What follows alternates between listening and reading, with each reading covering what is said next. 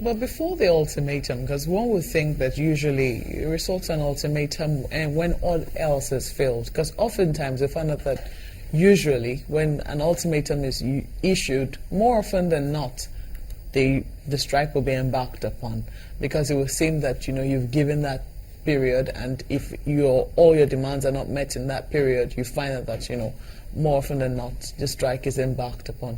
Have you tried to reach out to the government agencies or the minister involved before issuing this ultimatum? Let me tell you, since I assumed office on 5th of September last year, till today as I'm talking to you, there's no single working day that I'm not in Abuja.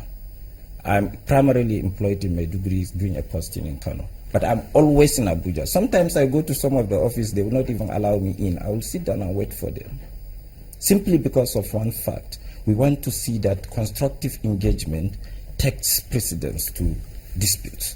But at times, you have no choice. This ultimatum is supposed to have even come since October last year. But our members show restraints, maturity. Because when we had the president of the country saying impatience is not a virtue, we said patience is a virtue. Let's be patient. And there was even a circular from the same ministry saying that some of these things will be implemented by January 2016. And we waited January.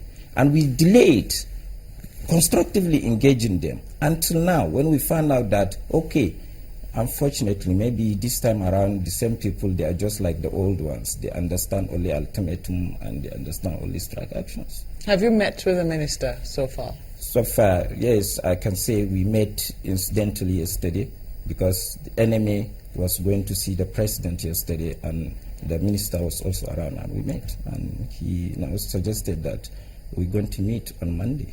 We start meeting on Monday. We're just talking about one aspect of the ultimatum. The other are the remuneration injustice. That is why we come in. This residency training program is for the people because it is only the way you can curtail the menace of overseas medical tourism, which eats deep into our economy.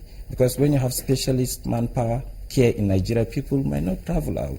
And this is for federal institutions, isn't it? And all the training institutions, the whether it is state or federal, once the training institution is a training institution owned by the state or the federal government. So this one, it is for the people, it's for the economy.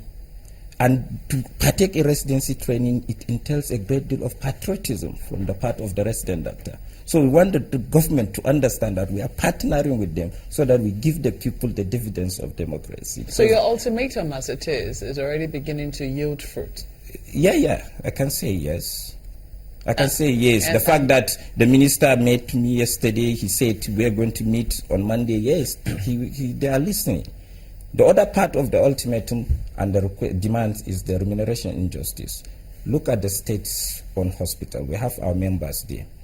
Many states, like the state of Osun, the state of Oyo State, Imo State, Abia State, our members in those states have spent the range of 3 to 8 months without salaries. And they are working. And let me tell you, the worst part is the issue of the state of Osun. The state of Osun, we are using it as a reference point because of one fact. Between 2014 to 2015, from October 2014, the state government was not able to pay salaries.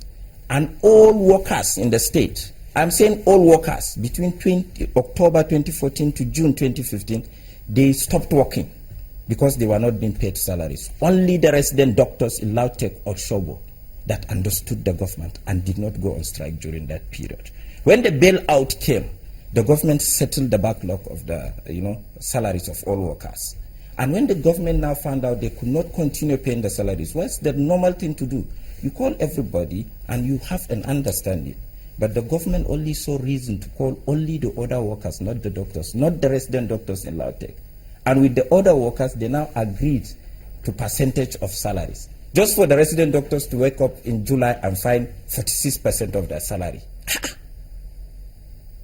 July, August, the same thing. September, the same thing. They said, no, this is not acceptable. And exactly, it's not acceptable. You cannot go into agreement with other people. So they were not part of the agreement? They were not part. And this is the cause of the dispute now.